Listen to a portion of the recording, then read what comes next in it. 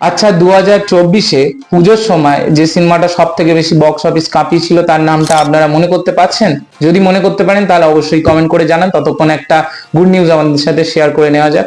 তো 2025-এই তারা আনতে চলেছে, অর্থাৎ উইন্ডোজের হাত ধরেই আসতে চলেছে বড় দুটো ছবি। এক হচ্ছে আমার বস, সেটা পুজোর সময় রিলিজ হতে চলেছে, সেখানে শিবপ্রসাদকে আবার ফের একটা মেন ভূমিকায় দেখতে পাওয়া যাবে। এবং বড়দিনে যে ছবিটা আসতে চলেছে তারই পোস্টার কালকে ড্রপ করা হয়েছে উইন্ডোজের প্রোডাকশন টিম থেকে, এবং শিবপ্রসাদ নিজেই সেই পোস্টার শেয়ার করেছেন।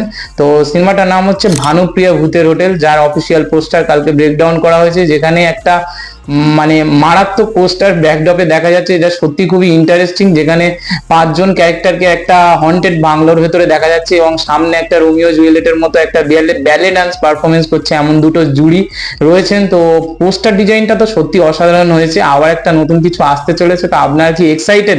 তাহলে সেটা কমেন্ট করে জানান। ততক্ষণ ভালো সিনেমা দেখতে থাকুন এবং আমাদের চ্যানেলটি প্লিজ সাবস্ক্রাইব করে পাশে থাকুন।